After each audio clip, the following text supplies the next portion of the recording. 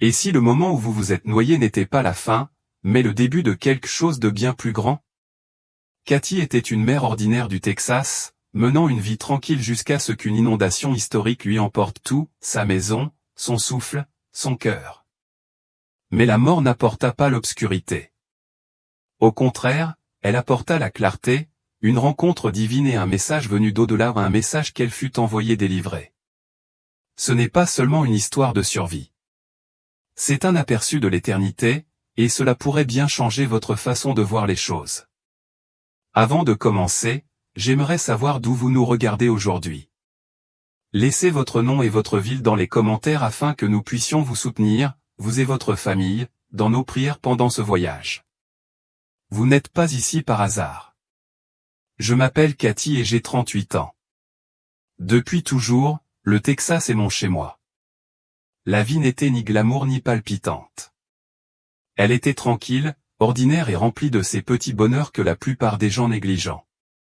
Je travaillais à temps partiel à la bibliothèque municipale, j'aidais aux ventes de pâtisseries à l'école de Lily et je passais mes week-ends à plier du linge tout en regardant de vieux films avec mon mari, Brandon. C'est un entraîneur de football américain au lycée, il est stable, gentil et fiable. Nous avions nos habitudes, les matchs du vendredi soir sous les projecteurs, la messe le dimanche matin, les disputes à propos du thermostat ou de la prochaine série à regarder. Et comme la plupart des familles, nous nous soucions des factures, de la difficulté à joindre les deux bouts. Nous n'avions pas grand-chose, mais nous étions ensemble. Nous avions de l'amour, et pour moi, c'était suffisant. Je n'aurais jamais cru être le genre de personne à vivre une épreuve digne d'un livre. Rien d'aussi dramatique ne semblait jamais se produire dans notre petit coin de pays. J'étais juste une mère essayant d'élever sa fille comme il se doit, une épouse faisant de son mieux pour aimer son mari, et une femme espérant vivre une belle vie tranquillement dans un endroit dont la plupart des gens n'ont jamais entendu parler. Mais la pluie est arrivée. Ce n'était pas un simple orage passager ni une forte averse. Elle a déferlé pendant 3 jours d'affilée, comme si le ciel s'était ouvert en deux. Les médias ont parlé d'une inondation sans précédent. Pour nous, c'était comme la fin de tout ce que nous connaissions. Le petit ruisseau derrière notre quartier, celui-là même où Lily et moi jetions des pierres lors des chaudes soirées d'été. Nos alliances se sont transformées en une rivière violente et déchaînée. Ce matin-là, nous avons reçu l'alerte d'évacuation. C'était le chaos. Brandon et moi avons couru dans la maison pour récupérer ce que nous pouvions, des albums photos, des documents importants, la couverture préférée de Lily. L'eau montait déjà jusqu'aux chevilles, puis jusqu'aux genoux. Elle était épaisse, froide et sentait la boue et la terreur. Brandon était dehors, essayant de démarrer le camion, tenant Lily qui sanglotait contre son épaule. Je suis resté quelques secondes de plus pour trouver notre chat, Patch, qui se précipitait pour le fourrer dans sa cage de transport. C'est là que c'est arrivé. Une vague d'eau, sombre et impitoyable, a déferlé sur notre fenêtre du salon. La vitre s'est brisée. Je n'ai même pas eu le temps de crier. La force m'a frappé comme un camion. J'ai coulé instantanément. Tout était flou, boue, meubles cassés. Je voyais l'eau me tournoyer dans tous les sens. Je ne pouvais plus respirer. Je ne voyais plus. Je ne savais plus où était le haut. Ma poitrine hurlait. Mes jambes battaient violemment. Mais le courant était plus fort que tout ce que j'avais jamais ressenti, comme une main invisible qui me pressait. Et puis le visage de Lily m'est revenu à l'esprit, ses grands yeux bleus. Mon Dieu, s'il te plaît, fais qu'elle aille bien. Sauve mon bébé. C'était la dernière pensée que j'avais eue avant que le monde ne sombre. Et puis le silence. Un silence total. Le grondement de l'eau, le chaos rugissant, le fracas du verre et du bois, les halètements désespérés, tout cela disparut comme si quelqu'un avait tendu la main pour éteindre le son du monde lui-même. La brûlure fulgurante dans ma poitrine, les mouvements frénétiques de mes membres, la lutte pour la vie qui avait consumé toutes mes forces disparurent. La panique qui m'avait saisi quelques instants plus tôt s'évapora comme une brume. La terreur se dissipa, et avec elle, toute trace de douleur s'évanouit. Ce qui avait été une lutte violente et terrifiante quelques secondes plus tôt a maintenant été remplacé par quelque chose que je n'aurais jamais pu imaginer. Le calme, pas le vide, pas l'engourdissement, mais un calme total qui s'installait en moi comme une neige chaude et silencieuse. Je me sentais légère et pas seulement physiquement bien plus. Je me sentais libéré, comme si tous les fardeaux que j'avais portés au mon corps, mon passé, mes soucis, et même le temps lui-même s'étaient envolés. C'était comme si tout ce qui me définissait dans le monde physique avait été arraché d'un seul geste. Et maintenant, j'étais, tout simplement. Je n'étais plus sur le sol froid et trempé de notre salon. Je n'étais plus coincé sous les meubles ni immergé dans l'eau boueuse. Pourtant, je ne me sentais pas bouger. Je flottais désormais bien au-dessus. Je ne volais pas comme on l'imagine avec des ailes ou du mouvement.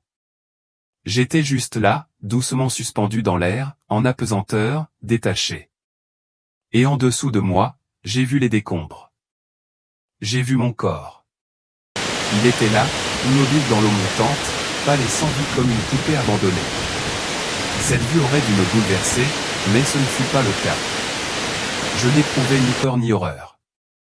Pas de vague de chagrin ni de panique, juste une douce prise de conscience, une étrange acceptation. Un petit groupe de voisins s'était rassemblé près de moi. L'un d'eux, que je ne reconnaissais pas, était penché sur moi, me pompant désespérément la poitrine, se dépensant de toutes ses forces pour me ramener. Leurs bras bougeaient en rythme, l'air affolé. Une autre personne s'agenouillait à côté d'eux, criant à l'aide. D'autres se tenaient près d'eux, pleurant, priant, observant. Il y avait tellement d'urgence, tellement d'émotion, mais je ne la ressentais pas. Je n'en ressentais rien. Il n'y avait ni peur, ni anxiété, ni regret, juste un étrange calme onirique qui m'enveloppait comme une couverture. Une sorte de paix qui n'avait pas de sens, mais qui semblait en quelque sorte plus réelle que tout ce que j'avais jamais connu. Je les ai vus tenter de me sauver. Et pourtant, tout cela me semblait lointain, comme un souvenir ou une scène de la vie de quelqu'un d'autre. Je comprenais parfaitement ce qui se passait, mais je n'avais plus l'impression que c'était moi. C'était comme si j'étais sorti de mon histoire et que je l'observais simplement se dérouler d'en haut. J'aurais voulu les appeler, Brandon, Lily.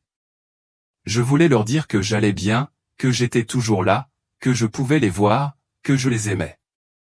Mais je ne pouvais pas. J'ai ouvert la bouche, mais il n'y avait pas de bouche. J'ai tendu la main vers eux, mais il n'y avait pas de bras. Je n'avais plus de corps, plus de voix, plus de souffle. Je n'étais plus chair. J'étais tout autre chose. J'étais conscience, une âme déliée et détachée. Le monde autour de moi avait changé, lui aussi. L'air n'était pas lumineux, mais il n'était pas sombre non plus. Tout était enveloppé d'une brume grise et tamisée, douce et immobile comme le brouillard matinal juste avant le lever du soleil. Ce n'était ni étrange ni menaçant. Au contraire, c'était étrangement doux, comme le silence qui suit un orage, où tout est calme mais plein d'attente.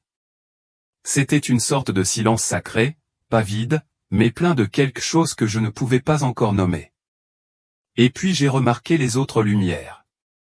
De faibles formes lumineuses disséminées dans la ville inondée, planant doucement au-dessus des toits, des arbres et de l'eau. Elles scintillaient comme des lucioles prises dans une lampe dense. Elles dérivaient silencieusement, paisiblement, et j'ai su, sans mot ni explication, qu'il s'agissait d'âmes comme moi. D'autres n'avaient pas réussi à s'en sortir, d'autres dont les histoires avaient également atteint leur fin terrestre ce jour-là. Mais ils n'avaient pas peur non plus. Ils ne pleuraient pas et n'étaient pas perdus. Ils étaient simplement comme moi, observant, attendant, vivant dans un silence que je n'avais jamais connu. Une pensée unique a traversé mon esprit et s'est ancrée au plus profond de moi, simple et claire. Voilà donc ce que signifie mourir. Et à ma grande surprise, cela ne ressemblait pas du tout à une fin. Il n'y avait ni chute, ni ténèbres, ni châtiment, ni condamnation, ni voix tonitruante annonçant le jugement. Il n'y avait ni flamme, ni tunnel, ni déclaration tonitruante. Il n'y avait que la paix. Pas le genre de paix dont les gens parlent avec désinvolture, mais une paix qui vivait, respirait et s'enroulait autour de moi comme si elle avait toujours été là, à m'attendre. C'était une reddition silencieuse, pas forcée, pas effrayante, juste douce, pleine de libération, pleine de quelque chose de sacré. Et puis quelque chose a commencé à changer à nouveau. La brume autour de moi s'agitait, non pas sous l'effet du vent, mais avec intention. Elle ne bougeait pas comme des nuages poussés par la brise. Elle se déplaçait comme un rideau qu'on tire lentement. Et de l'autre côté de ce voile gris et doux, quelque chose apparut. Pas une forme au premier abord. Pas un objet, juste une présence. Une lumière. Mais cette lumière ne ressemblait à aucune autre que j'avais jamais vue. Elle n'était pas simplement brillante. Elle était vivante. Elle pulsait non pas comme un stroboscope ou un scintillement, mais comme un battement de cœur, comme si elle respirait, appelait. Ce n'était pas seulement une illumination. C'était une invitation.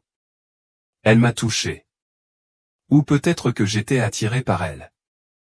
Je ne savais pas d'où venait cette attirance. Tout ce que je savais, c'est que cette lumière n'était pas seulement de la lumière. C'était de l'amour pour l'amour. Un amour pur, radieux, sans filtre. Il n'était ni chaud comme le soleil, ni artificiel comme une lampe. C'était un amour qui semblait me transpercer et pourtant m'embrasser en même temps. Un amour qui avait du poids, de la couleur et de la puissance. C'était tout ce que j'avais toujours désiré sans jamais vraiment l'avoir trouvé. C'était sûr. C'était sacré. C'était mon foyer. Je n'ai pas douté. Je n'ai pas hésité. Tout mon être s'est penché vers cette lumière, comme une fleur vers le soleil. Je savais sans l'ombre d'un doute que ce qui m'attendait dans cette lumière, quoi que ce soit ou qui que ce soit, m'avait toujours connu. Il m'avait toujours aimé et me rappelait, ou peut-être m'appelait à aller de l'avant. Et à cet instant, avec une certitude absolue, j'ai su une chose plus profondément et plus clairement que jamais auparavant, je voulais être là, plus que jamais. En m'approchant de la lumière, quelque chose a commencé à changer. Subtil au début, mais indéniable. J'ai réalisé que ce n'était plus seulement une luminosité. Ce n'était plus seulement un éclat écrasant. Cela avait de la substance. De la présence. La lumière qui me semblait autrefois lointaine et abstraite se transformait maintenant sous mes yeux en quelque chose, quelqu'un. Ce qui me semblait une lueur lointaine devenait désormais personnel, relationnel, tangible. La lumière avait une forme. Elle avait une forme. Elle ne brillait pas seulement, elle devenait. Et puis je l'ai vue. Là, debout au centre de cette sainte splendeur, se tenait un homme pas n'importe lequel. Sa présence n'était pas intimidante, mais profondément imposante. Il n'avait pas l'air menaçant, et pourtant, je savais que le ciel et la terre tout entier obéissaient à son autorité. Il était parfaitement immobile, et pourtant plus vivant que tout ce que j'avais jamais rencontré. Il se tenait grand et solide, telle une montagne enveloppée de grâce. Sa robe flottait doucement, rayonnant d'une douce luminescence qui scintillait à chaque mouvement, comme tissée de fils de lumière et de paix. D'une couleur crémeuse, presque blanc-perle, elle rayonnait de calme, d'accueil et de sainteté. Ses cheveux noirs et épais lui tombaient délicatement sur les épaules, et sa peau rayonnait d'une chaleur que seule procure une marche au soleil non pas brûlée, mais enrichie. Mais ce n'était ni sa robe, ni sa stature, ni même sa présence qui me figeait. C'étaient ses yeux. Il ne se contentait pas de me regarder. Il me contemplait. Il n'était pas figé dans une seule couleur, car ce n'étaient pas de simples yeux, c'était l'éternité qui me regardait. Dans ce regard, je me sentais vu, non seulement remarqué, mais pleinement connu. Il voyait tout, chaque respiration que j'avais prise, chaque pensée que j'avais cachée, chaque bonne action accomplie en secret, chaque mot cruel murmuré dans ma barbe. Il voyait tout, l'amour que j'avais manifesté, la colère que j'avais enfouie, les regrets que je portais en secret depuis des années. Et il ne détournait pas le regard. Il ne vacillait pas. Il ne reculait pas. Il scrutait les recoins les plus profonds de mon être et y restait. À cet instant, j'ai été anéanti, non pas par la honte, mais par la guérison.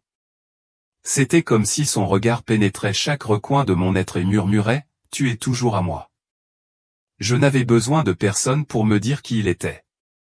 Cette connaissance s'est instantanément installée en moi, non pas dans ma tête, mais dans mon esprit, comme un nom oublié depuis longtemps dont on se souvient enfin, Jésus.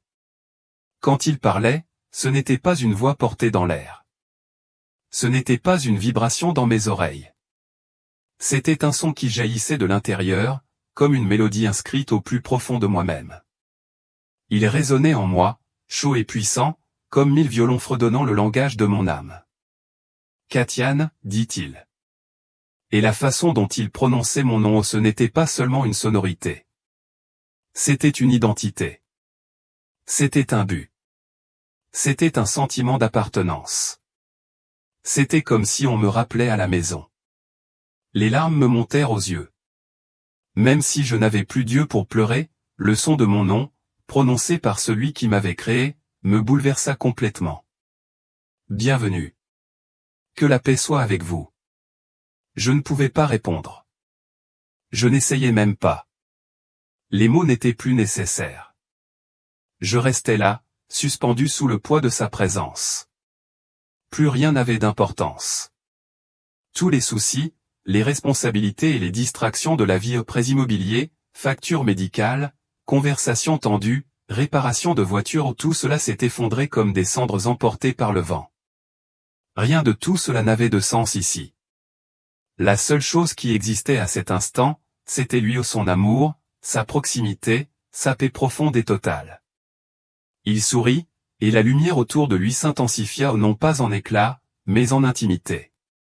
Elle m'enveloppa comme une couette chaude par une nuit froide, comme enveloppée de tout l'amour que j'avais toujours désiré, et plus encore. La lumière n'était pas aveuglante. Elle ne brûlait pas. Elle réconfortait. Elle apaisait. Elle guérissait. Et, d'une certaine manière, j'avais l'impression d'être dans l'endroit le plus sûr où j'ai jamais été. Je me sentais comme chez moi. Pendant un long moment, je suis resté là, perdu dans le silence de son regard. Mais alors, lentement, une pensée a commencé à germer en moi. Elle flottait comme un murmure fragile aux confins de ma conscience, jusqu'à ce que je trouve enfin le courage de la laisser émerger. Suis-je mort ?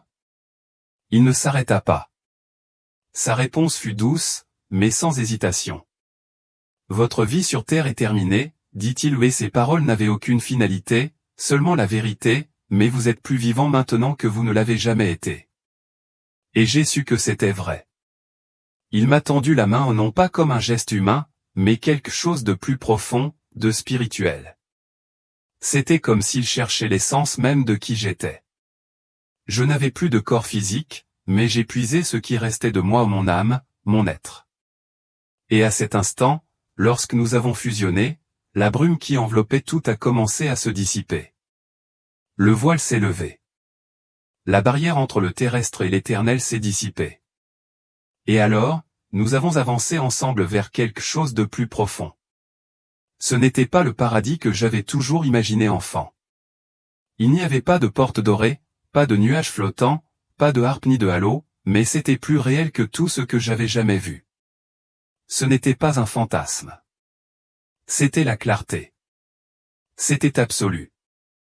L'air était chargé de sens. Le sol même sous mes pieds vibrait d'une intention. C'était un endroit où tout était exactement comme il se doit, la vérité pure, sans filtre. Je ne voyais pas seulement la vérité. Je m'y tenais. Je me retournais lentement, regardant autour de moi avec un émerveillement haletant même si je n'avais plus de poumons. Où sommes-nous ? demandai-je d'une voix calme et respectueuse. Jésus m'a regardé avec des yeux pleins de connaissance. Un lieu de compréhension, dit-il, et il y a quelque chose que je dois te montrer, quelque chose que tu dois rapporter. De retour, répétai-je en clignant des yeux, perplexe. Mais, il croit que je suis parti. Son expression s'adoucit et l'amour dans ses yeux s'intensifia encore davantage si c'était possible. Ton voyage n'est pas encore terminé, dit-il d'une voix pleine de compassion. Mais d'abord, tu dois voir. Tu dois comprendre ce qui se passe dans le monde d'où tu viens. Jésus se retourna et, d'un seul mouvement, l'espace autour de nous se transforma complètement. Il n'y eut ni bruit, ni éclair, ni tremblement, juste un changement instantané, comme si l'on passait d'une réalité à une autre sans bouger d'un pouce. C'était comme si un voile s'était levé, révélant quelque chose qui avait toujours été là, simplement caché à la vue. Devant nous s'étendait une vaste étendue non pas comme un écran, ni comme une vision ou un rêve, mais quelque chose de vivant, de réel, de dimensionnel et de respirant, l'Amérique. Non pas une carte ou une image satellite, mais la nation elle-même, vivante et en mouvement. Je voyais ces villes vibrées de circulation et de bruit, ces petites villes nichées au cœur des forêts et des champs, ces vastes terres agricoles ondulant sous le vent, et ses habitants des millions vacants à leurs occupations. C'était une ville bouillonnante, pleine d'énergie, comme un organisme vivant en perpétuel mouvement. Mais sous cette énergie, je sentais que quelque chose clochait. Quelque chose de profondément anormal. Il y avait une obscurité ou pas une simple absence de lumière, pas un coucher de soleil ni une ombre. C'était une présence épaisse, pesante, spirituelle par nature suffocante et envahissante. Elle ne planait pas. Elle s'accrochait. Elle drapait les bâtiments, s'enroulait autour des écoles, des administrations, des maisons familiales et même des églises. Elle s'infiltrait dans les communautés et enveloppait les gens comme une fumée qui ne se dissipe jamais. Invisible dans la nature, elle était ici, à travers les yeux spirituels, indéniable. Elle pulsait et bougeait comme si elle se nourrissait ou se nourrissant des âmes mêmes qu'elle entourait. Je le fixais avec une terreur silencieuse, son poids pesant sur ma poitrine. Qu'est-ce que c'est ? Demandai-je doucement, même si la réponse commençait déjà à se former dans mon esprit. Jésus parla, et sa voix portait le poids de la tristesse et de la compassion. C'est la peur. C'est la division. C'est l'orgueil. C'est le bruit constant du monde, le genre de bruit qui couvre ma voix. Il l'a dit sans colère, mais avec une tristesse si profonde que je l'ai ressentie comme une douleur dans mes os. Il a levé la main, et soudain, j'ai aperçu une maison individuelle ou une maison américaine ordinaire dans un quartier calme. Une famille vivait là, mais ils ne vivaient pas ensemble. Le père était assis, affalé sur le canapé, les yeux rivés sur son téléphone, parcourant les pages sans fin d'un air absent. La mère était assise à proximité, les yeux rivés sur un écran de télévision où les commentateurs criaient des gros titres rageurs, alimentant son anxiété et son indignation. Leur fils adolescent était dans sa chambre, casque sur les oreilles, complètement absorbé par un jeu vidéo violent, le visage froid et impassible. Leur cadette, une petite fille, était assise en tailleur par terre, les yeux écarquillés, regardant un dessin animé coloré sur une tablette, un dessin animé qui, sous la surface, l'empoisonnait de mensonges subtils et de confusion sur la vérité, la bonté et l'identité. Ils étaient tous sous le même toit, respirant le même air, mais à des galaxies de distance. Personne ne se regardait. Personne ne parlait. Personne ne communiquait. Et autour d'eux, épais et suffocant, se trouvait ce brouillard sombre. Il palpitait à chaque dispute, à chaque instant de silence, à chaque occasion manquée d'amour ou de grâce. Il se nourrissait de l'isolement, de la distraction, de leur lente disparition, de leur présence et de leur raison d'être. Ils n'étaient pas mauvais. Ils étaient engourdis et affamés. Ils meurent de faim, dit doucement Jésus, les yeux rivés sur la scène avec une tendre tristesse, affamés de connexion, affamés d'amour. Mais ils se nourrissent de poison, sans même le savoir. Ils se disputent le rouge et le bleu, tandis que leurs âmes se fondent doucement dans le gris. Je ne voulais pas retourner à ce monde-là, celui des factures, des échéances, des chagrins et du bruit. Je ne voulais pas échanger cette chaleur contre des néons, ni ce calme contre le chaos du quotidien. Cette pensée me semblait grise, froide, si éloignée de cette splendeur. Mais il ne détourna pas le regard. Il a soutenu mon regard avec le même amour indéfectible. Dis-leur comment prier, a-t-il dit. Dis-leur que je ne suis pas distant. Je ne suis pas enfermé dans un royaume inaccessible. Je suis un père, proche, présent, dans l'attente. Dis-leur qu'ils n'ont pas besoin de supplier ou d'avoir peur. Dis-leur qu'ils sont aimés. Qu'ils sont entendus. Et qu'ils me suffisent déjà. Je ne pouvais pas parler. Je ne pouvais même pas hocher la tête. Je pleurais, des sanglots profonds et déchirants qui jaillissaient de mon âme. Mais il ne broncha pas. Il me soutint tout au long de l'épreuve, me laissant me briser dans ses bras, déverser toute ma tristesse et ma peur. Et quand j'ai enfin levé mon visage baigné de larmes pour le regarder dans les yeux une dernière fois, il a prononcé les 3 mots qui allaient m'accompagner toute ma vie, je t'aime. 3 mots, c'était tout. Mais dans ces mots vivaient des galaxies. Dans ces mots, il m'a tout donné, force, courage, but, paix. Puis ce fut le cas. L'attraction eut une force soudaine et brutale, comme si j'étais pris dans l'emprise du temps lui-même me tira en arrière. La lumière autour de moi s'effondra. La chaleur disparut. Le son de sa voix se transforma en silence. Tout ce qui m'avait semblé si vivant, si éternel, me fila entre les doigts comme une brume. La douleur brutale et immédiate revint en force, telle une tempête déchirant le verre. Je fus projeté dans mon corps comme si j'avais été projeté du ciel et plongé dans les flammes.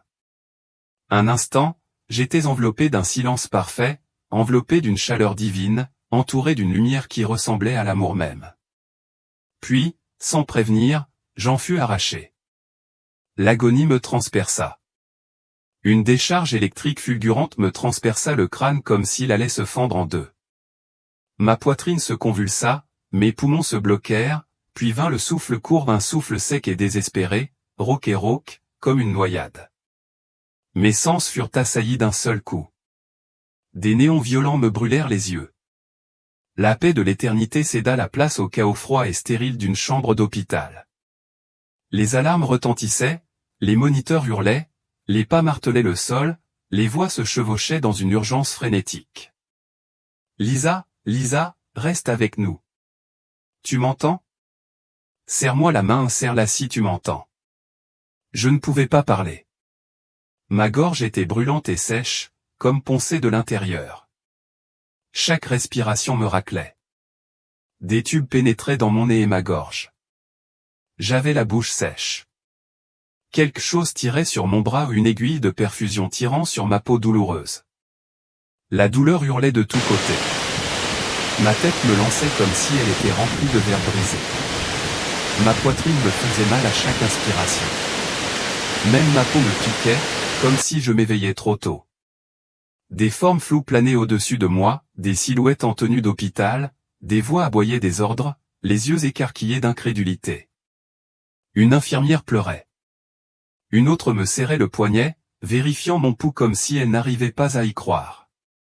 Elle est de retour, murmura quelqu'un, pour ne pas porter malheur.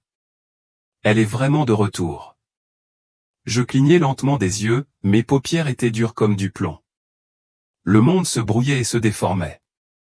Une femme se pencha vers moi, le regard doux, le sourire tremblant, les larmes aux yeux. Tu nous as fait une telle peur, ma chérie, dit-elle doucement, la voix chargée d'émotion. Bon retour. Puis une voix plus ferme, plus clinique, m'a percé. Un médecin est entré dans mon champ de vision floue, braquant une lampe stylo sur mes pupilles. Son visage était pâle et crispé par l'incrédulité. Ses mains étaient fermes, mais ses yeux semblaient avoir été témoins d'une chose impossible. Lisa, dit-il en m'observant attentivement, sais-tu où tu es? J'essayai de répondre, mais les mots restèrent bloqués par la douleur dans ma gorge. J'acquiesçai légèrement. Il expira comme s'il n'avait pas réalisé qu'il avait retenu sa respiration. Vous avez eu un anévrisme cérébral massif, poursuivit-il en feuilletant des papiers sur un bloc-notes qu'il ne lisait pas vraiment. Vous vous êtes effondré sur votre table de cuisine.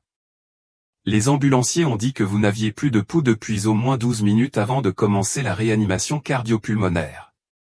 Vous étiez cliniquement mort, plus de battements de cœur, plus d'oxygène au cerveau. Il marqua une pause, secouant lentement la tête, fixant toujours le dossier comme s'il allait se corriger. Et on t'a perdu 2 fois ici aux urgences, ajouta-t-il doucement. Au total, tu as été absent plus de 23 minutes. Lisa, je vais être honnête, dit-il d'un ton à la fois impressionné et confus. Il n'y a aucune raison médicale pour que tu sois éveillé en ce moment. Aucune raison pour que tu sois lucide. Franchement, il n'y a aucune raison pour que tu sois en vie. Il baissa les yeux vers moi. C'est un miracle.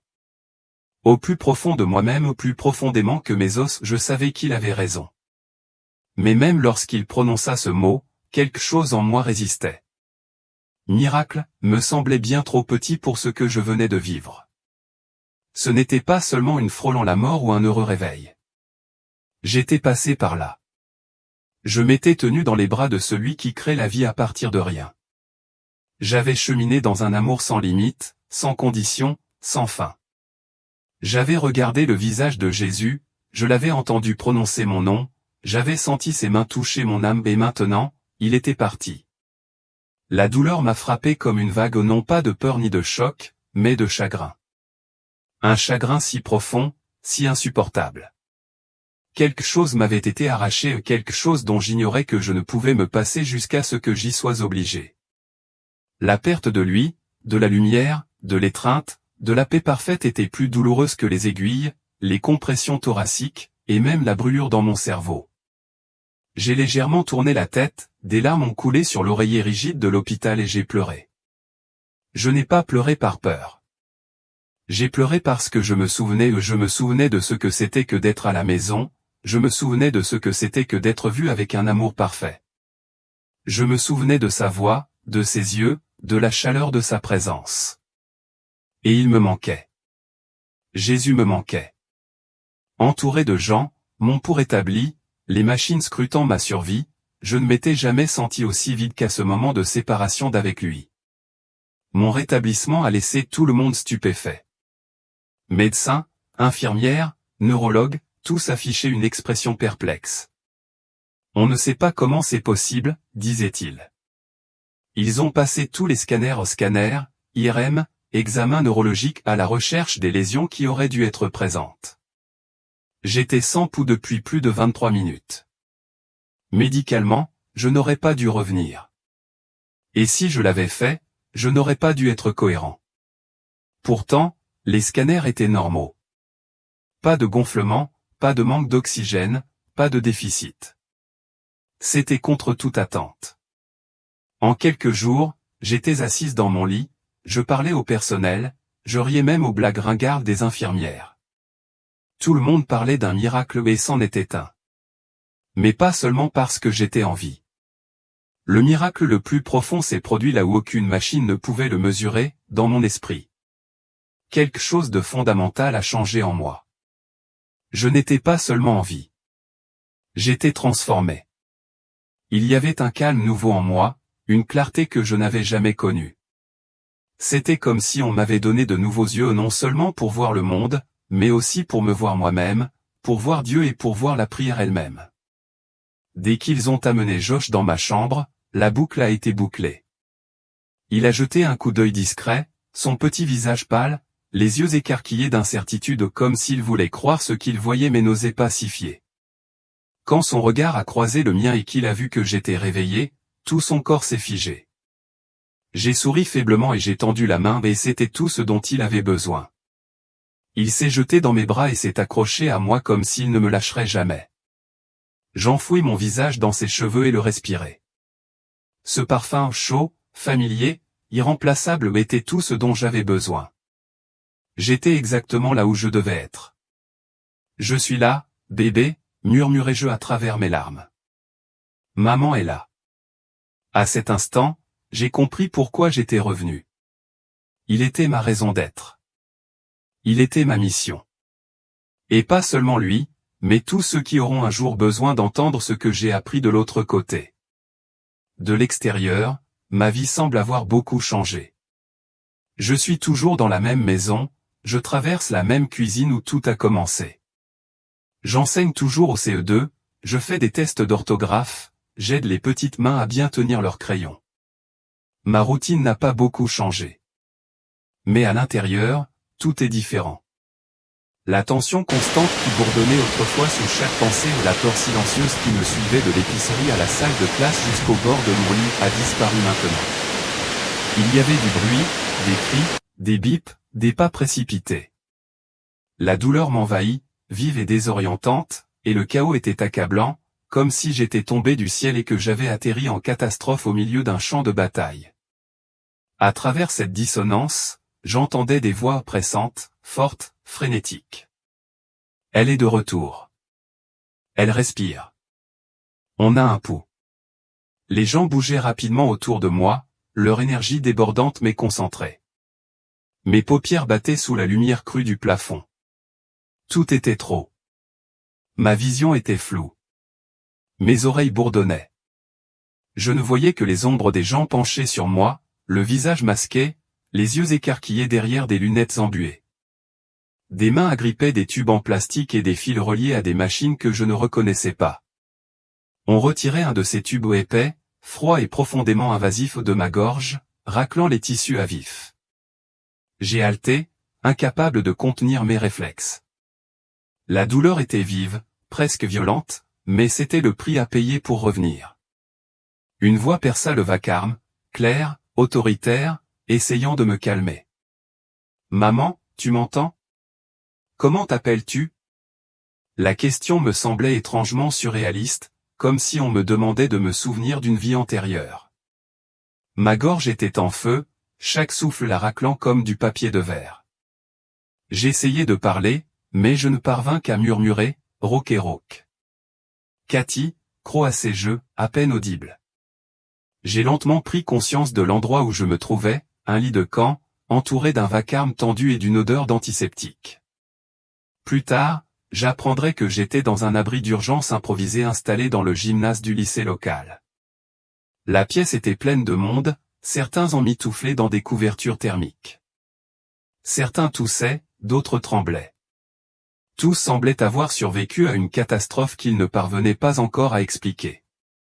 Les médecins allaient et venaient avec une précision exemplaire, faisant tout ce qu'ils pouvaient avec des fournitures limitées. Un homme s'est approché de moi au plus âgé, un stéthoscope autour du cou et l'épuisement dans le regard. On aurait dit qu'il n'avait pas dormi depuis des jours.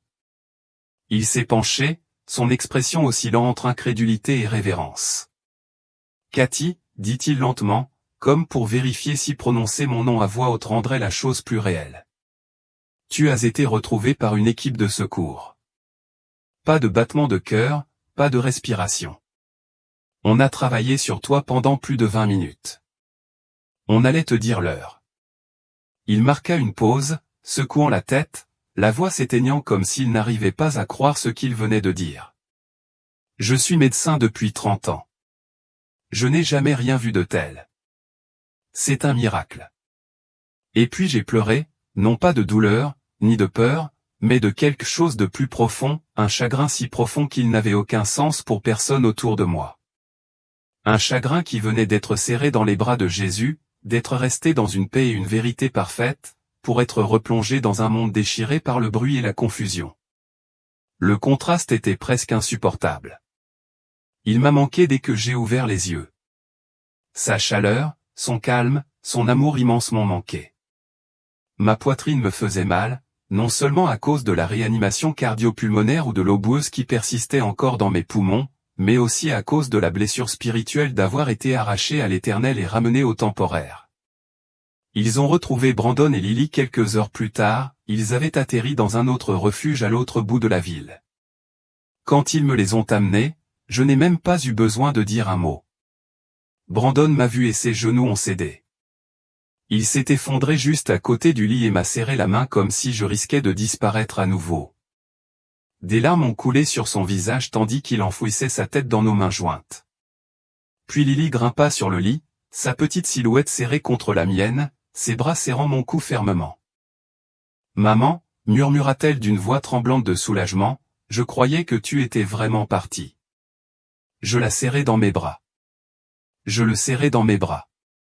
Et même si mon corps était faible et que chaque respiration me faisait mal, je savais au fond de moi que j'étais revenu pour ça, que j'étais revenu pour une raison. J'avais un message à partager. Voilà donc le message qu'il m'a donné, un message qui a gravé si profondément en moi que je ne pouvais pas partir sans lui. Il n'était pas seulement destiné à moi, ni à ma fille, ni à mon mari, ni à ceux qui m'ont tenu la main à mon retour à la vie. Il est pour vous, pour tous ceux qui ont des oreilles pour entendre et un cœur encore ouvert, même un tout petit peu. Il vous voit. Il voit le poids que vous portez en silence. Il vous voit arpenter la cuisine à minuit, vous demandant comment vous allez payer votre prêt immobilier, comment vous allez protéger vos enfants d'un monde qui s'assombrit de jour en jour. Il voit les moments où votre foi semble fragile, où vous êtes assis à l'église mais vous vous sentez complètement seul. Il voit les larmes que vous versez derrière des portes closes, les prières que vous murmurez entre vos dents serrées ou vos soupirs fatigués. Et le plus étonnant, c'est qu'il n'est pas déçu de vous. Il ne vous attend pas avec un éclair. Il ne mesure pas votre valeur à vos performances. Il est proche au plus près que votre souffle, plus près que la douleur dans votre poitrine.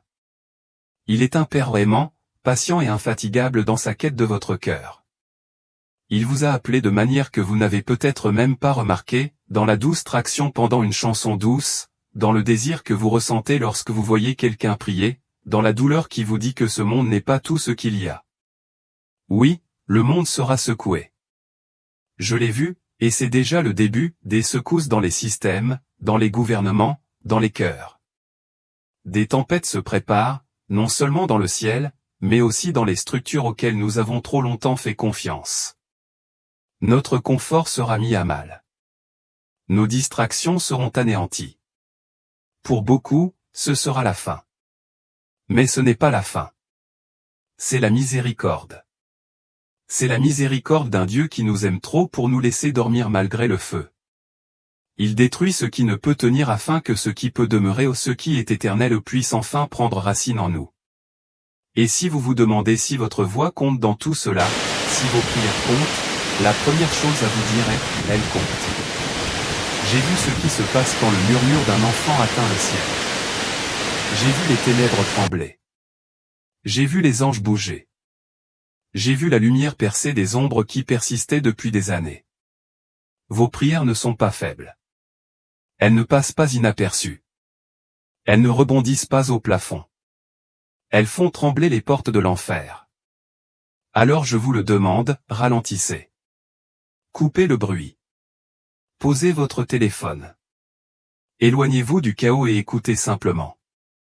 Parlez-lui, non pas avec des mots parfaits ou des répliques apprises, mais avec honnêteté, brute, sans filtre, vrai, car il ne se laisse pas impressionner par la performance.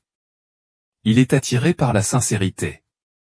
Il vous veut tel que vous êtes, et non tel que vous pensez que vous devriez être. Je me suis tenu en présence du roi. J'ai contemplé des yeux qui contenaient à la fois des galaxies et de la grâce. J'ai baigné dans une paix si complète, si totale, que ce monde me semblait une ombre. Le paradis est réel. Ce n'est pas un conte de fées, ni un vœu pieux. Il est plus solide que tout ce que nous avons construit ici. Et Jésus n'est pas un personnage lointain sorti d'un livre poussiéreux. Il est vivant. Il est en mouvement. Et oui, il vient. Alors je le dis de tout mon être, préparez votre cœur, pas votre bunker, ni votre compte épargne, ni votre liste d'urgence. Préparez votre cœur avec humilité, avec pardon, avec amour pour vos proches. Laissez tomber l'amertume. Cessez de vous accrocher à l'orgueil. Faites place à la paix. Il ne vient pas pour les parfaits. Il vient pour ceux qui sont disposés. Il vous aime. Il vous voit. Il ne vous a pas oublié, même maintenant, même encore, et il vient.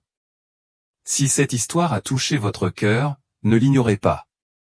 Ce tiraillement, cette douleur sourde, ce murmure qui vous rappelle que la vie est plus que ce que vous voyez ou ce n'est pas seulement une émotion. C'est une invitation. Jésus vous appelle ici, maintenant, non pas à la religion, ni à la peur, mais à la relation, à la paix, à la vérité, à l'amour qui ne vacille pas face à l'échec et ne disparaît pas face à la rupture. Alors, prenez un instant, là où vous êtes. Fermez les yeux si vous le pouvez. Respirez profondément et priez avec moi, non pas avec des mots parfaits, mais avec un cœur bien disposé. Jésus, je veux te connaître. Je veux être connu de toi. J'ai erré. J'ai été fatigué, mais aujourd'hui j'ouvre mon cœur. Viens dans ma vie. Lave-moi. Pardonne-moi. Remplis-moi de ta paix. Aide-moi à cheminer vers le but pour lequel tu m'as créé. j'ai confiance en toi. Je veux être prêt à ton retour. En ton nom, je prie. Amen. Si vous avez prié cette prière, vous n'avez pas seulement lancé des mots dans le vide. Le ciel vous a entendu. L'éternité a basculé. Vous n'êtes pas seul. Laissez un commentaire ci-dessous en indiquant votre prénom et la ville ou le pays d'où vous nous regardez. Nous prions pour vous en vous nommant. Vous faites partie de quelque chose de plus grand que vous ne le pensez. Et si ce message vous a touché, ne le gardez pas pour vous, partagez-le. Partagez l'espoir que vous venez de ressentir. Il ne souriait pas. Son regard exprimait la tristesse, la puissance et quelque chose de plus profond, l'urgence ou l'urgence éternelle. Son regard me transperçait, pénétrait chaque souvenir, chaque recoin caché de mon âme. Je ne pouvais ni parler ni bouger. Je ne pouvais que ressentir. Et puis il parla, non pas avec sa bouche, mais directement dans mon esprit. Sa voix était comme un tonnerre empreint de miséricorde. Les inondations au Texas ne sont que le début. Ce que vous allez voir, les avertit-il. Aussitôt ces mots prononcés, tout autour de moi changea. Le chaos s'évanouit. Le monde que je connaissais se dissipa comme une fumée. Je ne me tenais plus sur une terre inondée. Je me tenais devant quelque chose de divin. Un rouleau, mais ni en papier ni en parchemin. Ce rouleau était vivant. Il était fait de lumière et de feu tourbillonnant, comme si la création elle-même y avait été tissée. Il flottait dans l'air devant moi, se déroulant lentement comme mu par des mains invisibles. À chaque centimètre qu'il ouvrait, je sentais quelque chose peser sur mon esprit, un poids, certes, mais aussi un but. C'était comme si le parchemin ne révélait pas seulement un message, il éveillait quelque chose en moi. Je ne pouvais pas le lire avec mes yeux, mais je le comprenais avec mon âme. La vérité ne m'était pas révélée, elle était gravée en moi. Et puis Jésus m'a montré le premier signe. Le rouleau s'est arrêté de tourner, et à cet instant, j'ai eu l'impression que l'axe même du temps s'était arrêté ou non seulement ralenti, mais abandonné.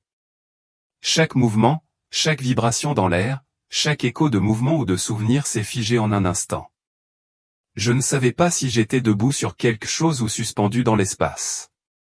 Il n'y avait ni sol, ni ciel, ni poids, ni gravité, ni bruit. Mon corps ne respirait pas. Mon cœur ne battait pas. C'était comme si tout ce qui me constituait physiquement avait été mis de côté.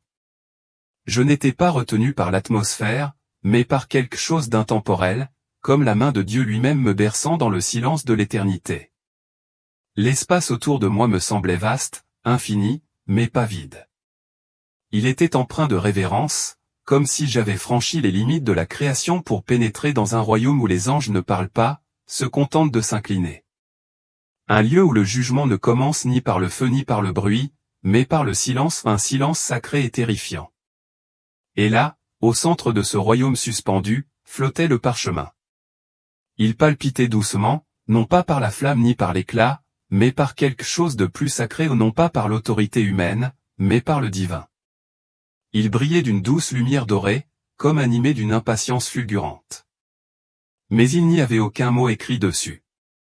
Ni encre, ni symbole. Au contraire, le parchemin rayonnait quelque chose de bien plus profond, la compréhension. Dès que mes yeux se sont posés dessus, j'ai commencé à en percevoir le contenu non pas par la lecture, mais par révélation.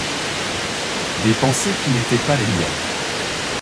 Un savoir que je n'avais jamais acquis. Une vérité qui dépassait l'intellect et touchait la moelle de mon âme. C'était comme si Dieu gravait son jugement dans mes os. Il n'y avait aucune traduction, aucun langage humain ou juste la pureté, le poids, la conviction. C'était comme si le ciel lui-même avait enfoncé son doigt dans mon esprit et m'avait dit, « Tu t'en souviendras. Tu dois porter ça. » Je tremblais, non pas de peur, mais d'émerveillement. Chaque parcelle de moi savait que ce que je recevais allait tout changer. Et puis, sans prévenir, le parchemin se dissout sans violence. Il ne brûla pas. Il ne disparut pas. Il se dénoua simplement en une lumière radieuse. Cette lumière s'est étendue, se transformant en forme, en son, en scène. Je n'étais plus immobile. J'étais ailleurs. Soudain, je me suis retrouvé au coin d'une rue de ce qui semblait être une grande ville américaine. D'imposants immeubles s'élevaient vers les nuages, enveloppés de verre et d'acier. D'immenses panneaux LED clignotaient au-dessus de moi, publicités, titres de presse, images de célébrités et d'hommes politiques, le tout dans un flux constant. Les gens s'activaient sur les trottoirs, téléphonant, sirotant un café, poussant des poussettes, criant au carrefour. Les voitures klaxonnaient. Les feux de circulation clignotaient. Des écrans illuminaient chaque fenêtre. À première vue, cela ressemblait à une journée comme les autres dans l'Amérique moderne, familière, rapide, bruyante. Mais quelque chose clochait profondément. Je l'ai ressenti avant de le voir, ce sentiment d'angoisse, cette nausée spirituelle qui vous indique que quelque chose dans l'atmosphère a changé. J'ai regardé autour de moi, cherchant la source de ce malaise. Et puis j'ai compris de quoi il s'agissait, le silence. Un silence complet, surnaturel. Pas un instant de silence, pas un instant de calme, c'était un silence surnaturel, dévastateur, étouffant, de ceux qui ne vous apaisent pas, mais qui accélèrent votre pouls. C'était comme si Dieu s'était penché et avait éteint le son d'une nation entière. Les bouches des gens bougeaient, ils riaient, prêchaient, chantaient, discutaient, mais pas un seul son ne parvenait à mes oreilles. Un prédicateur de rue se tenait sur une caisse, Bible à la main, les lèvres pleines de passion, mais sans voix. Une femme hurlait après son enfant qui avait foncé dans la circulation, mais aucun son ne sortait de sa gorge. Une chorale de gospel se tenait devant une église, se balançant et applaudissant à l'unisson, mais l'air autour d'eux était mort. Pas même un bruit de pas. C'était comme regarder la vie à travers une vitre, dans le vide. Et c'est là que je l'ai entendu, Jésus. Non pas à côté de moi, ni du ciel, mais du plus profond de mon esprit. Sa voix a dépassé tous mes sens et a frappé mon âme comme un coup de tonnerre enveloppé d'amour, lourde, claire, éternelle. Le premier signe est le suivant, l'Amérique va perdre sa voix. Je restai paralysé. Le poids de ces mots s'abattit sur moi. Que veux-tu dire, Seigneur? J'ai murmuré, non pas avec ma bouche, mais avec mes pensées. Il a répondu avant que je puisse terminer la question. La vérité sera réduite au silence. Ceux que j'ai désignés pour parler commenceront à avoir peur. Les voix que j'ai élevées sombreront dans la honte ou dans le compromis. Les chairs se tairont, non pas faute de message, mais par crainte du prix à payer pour le proclamer. Elles troqueront la conviction contre les applaudissements. Elles prêcheront ce qui divertit, mais pas ce qui transforme. Et ma parole sera enterrée, non pas oubliée, mais ignorée. Tandis qu'il parlait, des visions ont commencé à tourbillonner autour de moi, telles des images de fumée.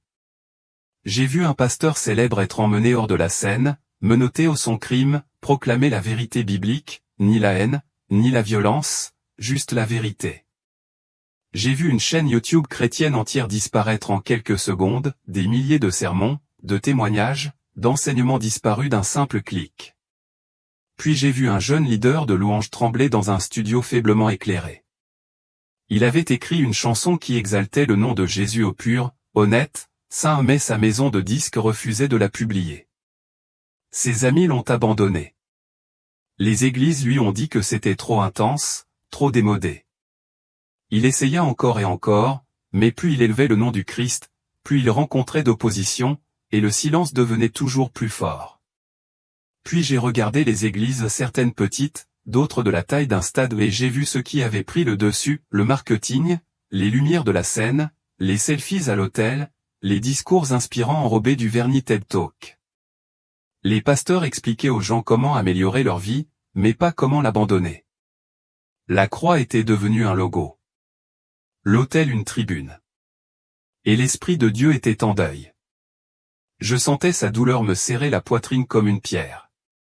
La parole de Dieu ne manquait pas, elle était enfouie sous la stratégie, l'image de marquer la pertinence culturelle. Et si quelques voix s'élevaient encore, elles étaient réduites au silence par les moqueries, les algorithmes ou la peur. Alors Jésus parla de nouveau, cette fois avec un feu qui transperça la vision comme un éclair. Quand une nation fait taire ma voix, je retire ma main. Soudain, j'ai vu une carte des États-Unis apparaître dans le ciel. Elle était dessinée en lumière brillante, claire, pure. Mais une fissure unique est apparue, s'étendant lentement à travers elle, d'est en ouest, du nord au sud. Puis d'autres fissures, éclatant comme du verre brisé. Au centre, les lignes se sont creusées et la carte a commencé à se fissurer.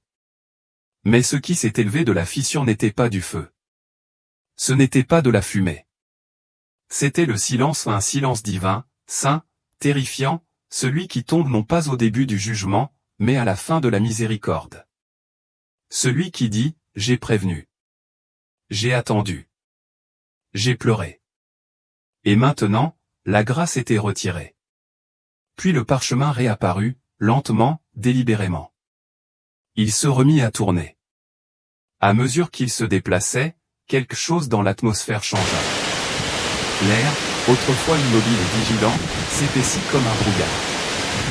Un froid s'installa autour de moi, non pas celui qui accompagne le mauvais temps, mais celui qui annonce l'arrivée de quelque chose de terrible.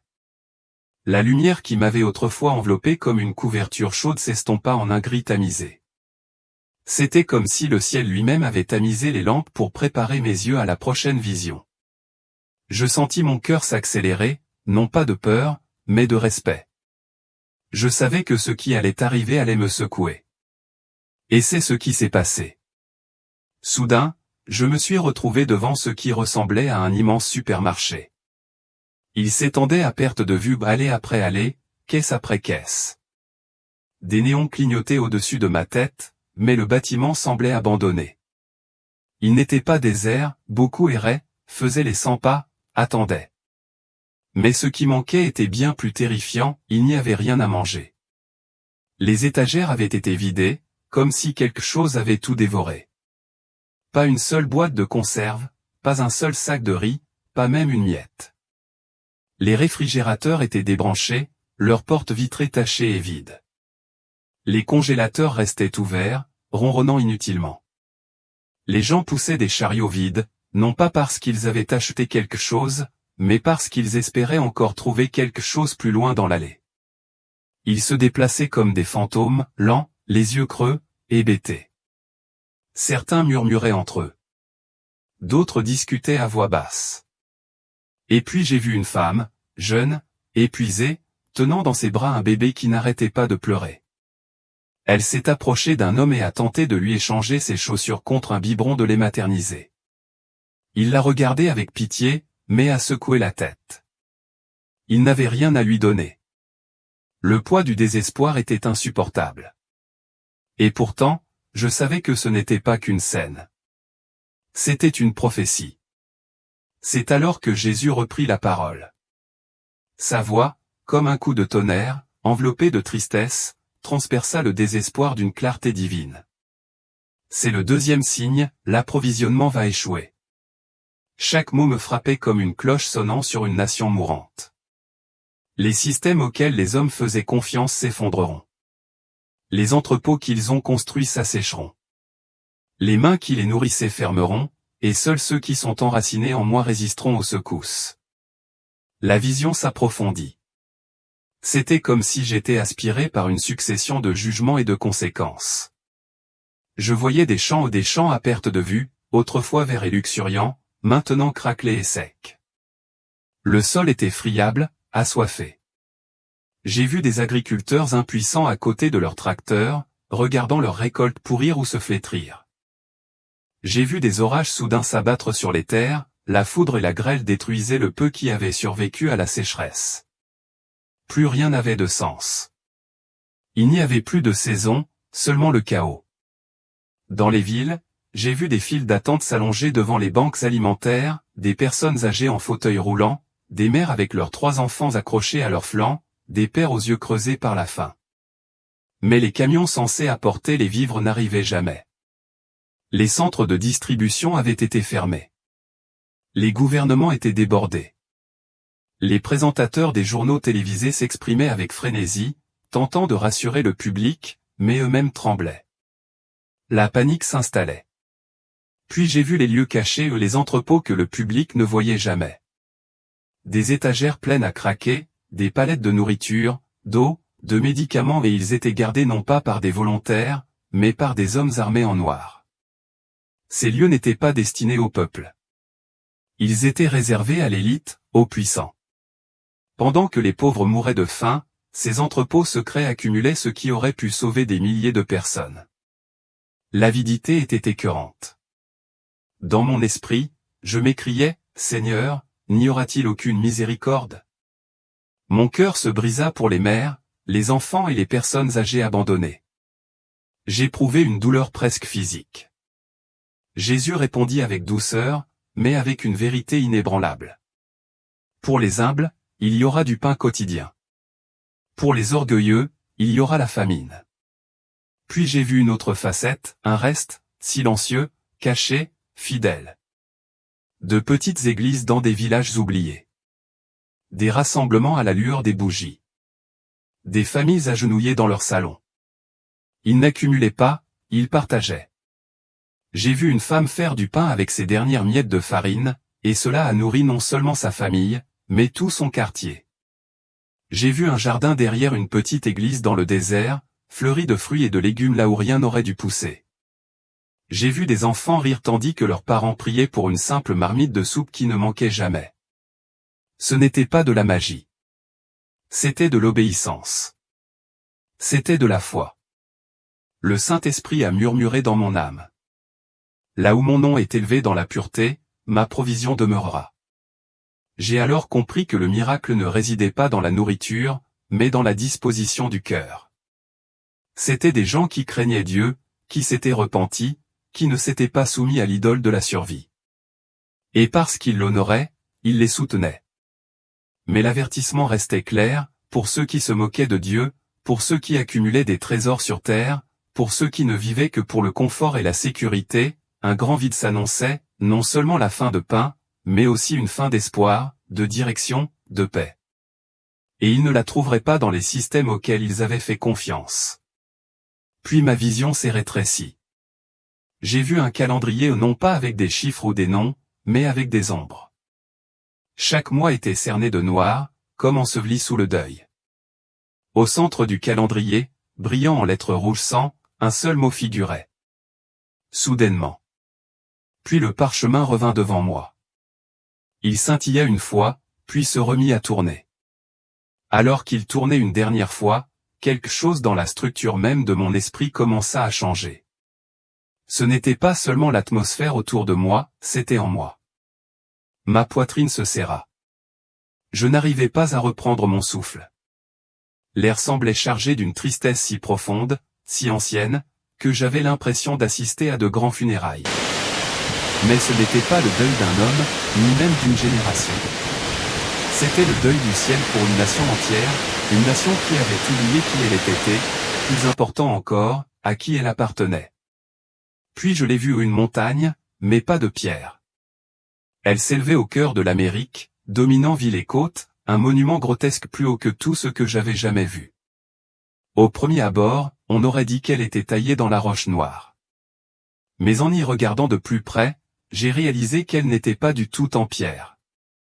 Elle était faite de sang, un sang qui coulait en torrent constant sur ses flancs, épais et interminable, se déversant dans les vallées en contrebas. Le sol tremblait sous ses pieds, et pourtant les gens qui l'entouraient n'avaient pas peur. Au sommet de la montagne se tenait une silhouette vêtue d'une robe royale comme un roi, grande et imposante, mais son visage était celui d'une bête. Il n'y avait aucune chaleur humaine en elle, seulement la froide arrogance de quelque chose vénéré depuis bien trop longtemps. Dans une main, elle tenait une couronne d'or et d'épines. Dans l'autre, un énorme marteau fissuré et rouillé, mais toujours mortel. La créature ne bougeait pas, mais sa présence irradiait une puissance. Une puissance sombre et magnétique. Ce qui m'a le plus bouleversé, ce sont les gens en bas. Ils n'étaient pas enchaînés. On ne les forçait pas. Ils s'inclinaient de bon gré. Ils levaient les mains en signe d'adoration, chantaient des louanges, versaient des larmes de joie. Certains dansaient, d'autres chantaient. Ce n'était pas la peur qui les animait, c'était l'adoration. Ils étaient tombés amoureux de cette chose, de ce faux Dieu, et ils lui donnaient tout leur cœur. J'ai vu des stades bondés de gens criant des mensonges à l'unisson, leur voix résonnant comme un rituel. J'ai vu des salles de classe où l'on apprenait aux enfants à se moquer de la Bible, à cracher sur le nom de Jésus, à appeler le mal bien et le bien mal. J'ai vu des législateurs célébrer en réécrivant les commandements de Dieu, non pas avec sagesse, mais avec rébellion. Il ne s'agissait pas d'actes de confusion, mais d'actes délibérés. Puis je me suis retourné et j'ai vu des églises, majestueuses, modernes, magnifiquement conçues. Leur scène était immense, leurs écrans étincelants, leur hall baigné de lumière, mais il manquait quelque chose. Je suis entré dans l'une d'elles. C'était bondé. La musique jouait, les lumières clignotaient, mais la croix avait disparu. Il n'y avait ni autel, ni Bible ouverte, et derrière la chaire se tenait un homme en vêtements de Marco souriant, charismatique, délivrant un message qui n'avait rien à voir avec la repentance, rien à voir avec l'éternité. C'était vide. Une performance, un spectacle. C'est alors que Jésus parla, la voix tremblante de sainte tristesse, « Voici le troisième signe, la tromperie régnera. » Je restai figé, incapable de bouger. Le poids de ces paroles résonnait dans ma poitrine. Puis il poursuivit, « L'esprit de l'Antéchrist ne viendra pas comme une bête, mais comme un ami. Il ne criera pas, il murmurera. Il ne frappera pas avec l'épée, mais avec le mensonge. Et le monde l'aimera. » Je lui ai demandé, « Seigneur, comment le saurons-nous? Comment pouvons-nous reconnaître une telle tromperie quand elle paraît si belle? » Et il m'a répondu, « Le regard transpercé par ce qu'ils font de mon nom, s'ils le cachent, fuis. S'ils le déforment, réprimande-les. S'ils le remettent en question, dénonce-les. Et s'ils le nient, ne le suis pas. » Puis je l'ai vu se déployer dans tous les milieux culturels, des pasteurs sur les scènes du monde entier déclarant « Nous servons tous le même Dieu », sous les applaudissements nourris de la foule, des politiciens citant les Écritures pour justifier leur méchanceté, des artistes mêlant lumière et ténèbres jusqu'à ce que personne ne puisse plus les distinguer. Et Jésus a pleuré. Il n'était pas en colère, il avait le cœur brisé. Puis j'ai vu une adolescente diffuser en direct sa Bible pour avoir du public. Au lieu de s'indigner, j'ai vu des gens la féliciter pour son courage. J'ai vu des parents abandonner leurs enfants à l'esprit du temps non par méchanceté, mais avec une indifférence passive, non par la force, mais par réconfort. Ils étaient trop fatigués pour enseigner, trop amusés pour remarquer, pour savoir, trop tolérants pour intervenir. Et puis, aussi soudainement qu'il était apparu, le parchemin s'enflamma. Il ne se consuma pas comme un feu terrestre, il disparut dans une irrévocabilité divine, tel un seau qui se referme, un avertissement accompli. Jésus m'a regardé une dernière fois. Son visage portait le poids de l'éternité et l'urgence d'un dernier appel. « Avertis-les, dit-il. Dis-leur que le temps est plus court qu'ils ne le pensent. » Puis tout s'est estompé. Je me suis réveillé, essoufflé, dans un lit d'hôpital. La chambre était en plein chaos, les alarmes sonnaient, les infirmières se précipitaient autour de moi. Mon mari me tenait la main en pleurant. J'étais cliniquement morte depuis 23 minutes. L'inondation avait fait des dizaines de victimes, mais j'étais revenu non pas pour raconter une histoire, mais pour délivrer un message. La tromperie a déjà commencé, et le temps presse. À mon réveil, tout était chaotique. Le bip strident et saccadé des moniteurs de l'hôpital résonnait dans la pièce. Les infirmières entraient et sortaient précipitamment, la voix pressante, les mains rapides. Mon mari me serrait la main, les larmes aux yeux, murmurant mon nom encore et encore comme s'il essayait de rappeler mon âme à mon corps. Je clignai des yeux, mes poumons reprirent une inspiration comme si c'était la première fois que je la prenais. À cet instant, je compris que j'étais revenu, mais pas la même femme. Je n'avais plus peur. Plus maintenant. Plus après ce que j'avais vu. La peur de la mort n'avait plus sa place en moi, car j'étais en présence de l'éternité. J'avais vu le visage de Jésus, non pas celui du doux sauveur tenant des agneaux, mais celui du saint juge qui pleure le monde pour lequel il est mort. J'avais été devant des parchemins vivants, j'avais traversé des villes silencieuses, j'avais été témoin de la famine, de la tromperie, de la rébellion et de la gloire. Et je savais au plus profond de moi-même pourquoi Dieu m'avait renvoyé. Il ne m'a pas envoyé pour raconter une belle histoire. Il ne m'a pas envoyé pour divertir. Il m'a envoyé pour vous avertir. Car il ne s'agit pas seulement du Texas. Il ne s'agit pas seulement d'une inondation, d'une tempête ou d'une catastrophe naturelle. Il ne s'agit pas seulement de faim, de panne de courant ou de faillite bancaire. C'est plus vaste. Il s'agit d'une nation au nom, d'un monde au bord du jugement. Un monde qui a troqué la crainte de Dieu contre l'adoration de soi. Un monde qui se moque de la sainteté et applaudit la rébellion. Un monde qui appelle le mal bien et le bien mal. Il s'agit de l'Église, oui, même de l'Église qui s'endort tandis que la guerre fait rage aux portes du sanctuaire. Je suis revenu avec 3 signes gravés dans mon esprit comme un feu gravé dans la pierre. Ce n'étaient ni des suggestions ni des métaphores.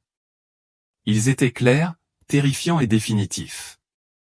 Premièrement, la voix sera réduite au silence. Non seulement celle des pasteurs ou des prophètes, mais celle de la vérité elle-même. Le monde ne la tolérera plus.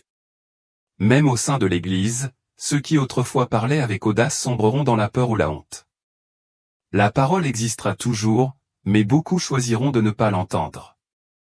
Deuxièmement, la protection de l'environnement échouera.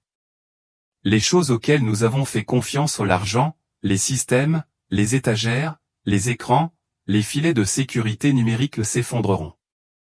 Et alors, nous verrons sur quoi nous avons réellement bâti notre vie. Seuls ceux qui sont ancrés dans le Seigneur résisteront. Troisièmement, la tromperie régnera non pas par le mal évident, mais par le confort, la douceur, par des messages qui vous disent que vous n'avez pas à changer. Elle viendra avec un sourire et une Bible à la main. Elle citera les Écritures hors contexte. Elle sera charismatique, persuasive, populaire, et elle mènera des millions de personnes à la ruine. Et le plus terrifiant, peut-être, c'est que la plupart des gens ne s'en rendront même pas compte. Ils passeront à côté. Ils lèveront les yeux au ciel. Ils diront, vous réagissez de manière excessive. Ils se moqueront des messagers.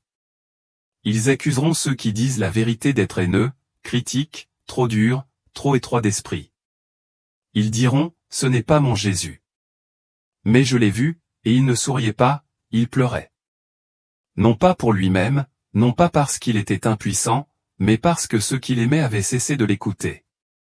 Parce que son épouse, l'Église, avait troqué le pouvoir contre la performance, parce que ses enfants se contentaient du confort plutôt que de la conviction, parce que les autels étaient vidés, que la croix était devenue un accessoire plutôt qu'une soumission. Jésus revient, mais pas pour la foule, ni pour les bruyants, ni pour le populaire. Il revient pour les fidèles, les saints, ceux qui ont dit oui au prix de tout. Ceux qui ne se sont pas intégrés, ceux qui sont restés éveillés, ceux qui portaient de l'huile dans leur lampe pendant que les autres dormaient. Et si vous entendez cela, c'est qu'il vous reste encore du temps, mais pas beaucoup. Il ne s'agit pas de religion. Il s'agit de repentance. Il s'agit d'éteindre le bruit de la culture, de s'éloigner des systèmes de ce monde et de retourner pleinement à celui qui vous a créé, vous a racheté et qui revient pour vous. Il est temps de vous demander, à qui appartenez-vous vraiment? Qui servez-vous vraiment? Où serez-vous lorsque les secousses commenceront? Car ce que j'ai vu n'était pas un rêve. Ce n'était pas une hallucination. Ce n'était pas une belle histoire à publier en ligne. C'était un avertissement, et maintenant je vous le donne. Ce que vous en ferez est entre vous et Dieu. Si vous regardez ceci en ce moment, nous vous demandons de faire une pause un instant. Respirez profondément. Apaisez votre cœur. Laissez le poids de ce que vous venez d'entendre se poser dans votre esprit. Ceci est plus qu'une vidéo, plus qu'une histoire. C'est un appel à se souvenir de ceux qui ne peuvent plus s'exprimer et à intercéder pour un monde au bord du précipice. En ce moment, nous prions non seulement pour ceux qui ont tragiquement perdu la vie dans les inondations dévastatrices du Texas, mais aussi pour chaque âme qui reste, pour les mères toujours en recherche, pour les pères qui enterrent leurs enfants, pour les familles dont les maisons et l'histoire ont été emportées en une seule nuit. Que le Dieu de toute consolation les enveloppe de ses bras. Qu'il soit proche de ceux qui ont le cœur brisé. Qu'il les soutienne dans la tempête qui suit. Nous prions aussi pour vous, qui nous regardez en ce moment. Vous n'êtes peut-être pas au Texas. Vous n'êtes peut-être pas en zone inondable. Mais les tempêtes peuvent prendre de nombreuses formes. La vôtre peut être émotionnelle, financière, spirituelle. Peut-être êtes-vous resté silencieux trop longtemps. Peut-être avez-vous eu peur, vous êtes-vous senti fatigué ou engourdi. Nous prions pour qu'au cœur de la tempête, vous trouviez refuge à l'ombre du Tout-Puissant, que sa présence vous précède, vous entoure et vous porte. Que vous et votre famille soyez protégés, non seulement physiquement, mais aussi spirituellement éveillés, prêts à affronter l'avenir. Car il ne s'agit pas seulement d'une catastrophe, mais d'une question de destin. Si ce message a touché votre cœur, si vous sentez qu'il ne s'agit pas d'une simple coïncidence, mais d'un avertissement divin, d'un signal d'alarme, ne le gardez pas pour vous. Laissez un commentaire ci-dessous avec votre nom et votre ville. Dites-nous d'où vous nous regardez. Nous voulons prier pour vous en mentionnant votre nom. Nous voulons élever votre région, votre famille, votre cœur devant le trône de Dieu. Ne vous contentez pas d'observer, réagissez. Que ce soit le moment où vous choisissez de vous lever, non pas dans la peur, mais dans la foi. Et enfin, nous déclarons ceci à votre sujet, que la paix du Christ garde votre cœur et votre esprit. Que sa voix soit plus forte que le chaos. Que sa lumière perce les ténèbres. Et que vous soyez trouvés fidèles, éveillés, prêts et inébranlables à son retour. Vous n'êtes pas seul, et la tempête n'aura pas le dernier mot.